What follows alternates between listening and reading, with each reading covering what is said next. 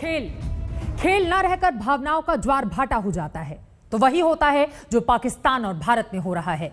एक तरफ बेहिसाब खुशी तो दूसरी ओर बेशुमार तकलीफ। मगर इन दोनों के साथ राष्ट्र की गरिमा और राष्ट्र के अपमान का बोध भी शामिल हो गया है। कुछ लोग आरोप लगा रहे हैं कि भारत की हार और पाकिस्तान की जीत पर हिंदुस्तान में पटाखे फोड़े गए, जश्न मनाया गया। सवाल यह है कि देश की हार पर खुशियां मनाने वाले कौन हैं? फिलहाल सब मौन हैं। यह रिपोर्ट देखिए।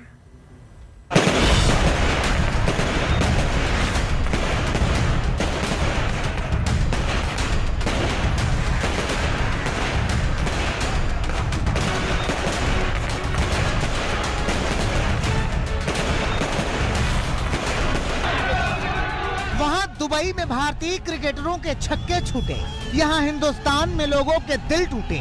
मगर कहा यह भी जा रहा है कि पाकिस्तान की जीत पर भारत में पटाखे फूटे और जमकर फूटे। और पटाखे फूटे तो बहुत सारे लोगों का आक्रोश फूटा। फट पड़े लोग कि भारत में रहने वाले, भारत की खाने वाले, भारत की हार पर पटाखे क्यों फोड़ रहे हैं। पटाखों की सबसे ज्यादा आवाजें सुनी पूर्व क्रिकेटर, 2 विश्व कप जिताने वाले खिलाड़ी और मौजूदा बीजेपी सांसद गौतम गंभीर ने। गौतम गंभीर ने रात में ही एक ट्वीट किया, पाकिस्तान की जीत पर पटाखे फोड़कर जश्न मनाने वाले भारतीय नहीं हो सकते, हम अपने खिलाड़ियों के साथ हैं। सुबह होते होते पटाखा फोड़ने वालों के लिए गंभीर का गुस्सा कई गुना बढ़ चुका था।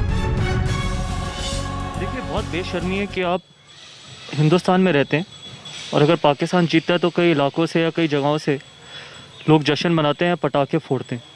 देखिए, अल्टीमेटली जब आप अपने देश में रहते हैं तो आप अपने देश को सपोर्ट करते हैं और ये मेरे लिए बहुत शर्मनाक बात है कि पूरे देश में कहीं से भी इस तरीके की अगर घटनाएं हुई हैं तो ये नहीं होनी चाहिए। और आप अपनी टीम को सपोर्ट करते हैं, अपने देश को सपोर्ट करते हैं। हार जीत चलती रहती है, स्पोर्ट है, इसमें कोई खराबी नहीं है कि हम अगर मैच हारे हों। लेकिन जिस तरीके से उसके बाद लोगों ने रिएक्शन किया पाकिस्तान की जीत के बाद, वो बिल्कुल एक्सेप्टेबल है।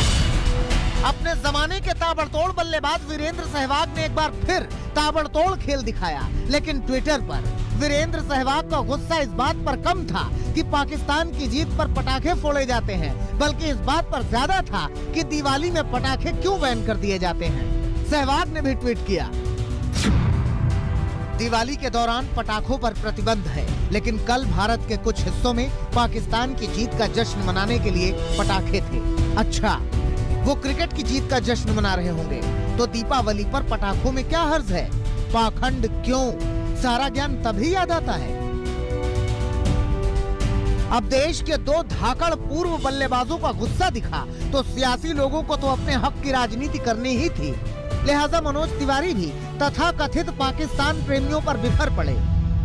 ये सब घटनाएं बताती हैं कि हमारे देश में ही वेश बदल के कुछ लोग ऐसे हैं जो रहते हैं, जिनको भारत की जीत या हार पे न खुशी है न गम है, दूसरों की जीत हार पे खुशी और गम दिखता है उनको।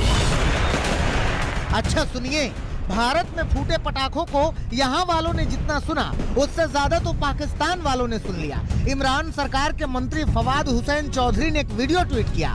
फवाद हुसैन की माने तो ये वीडियो कश्मीर का है।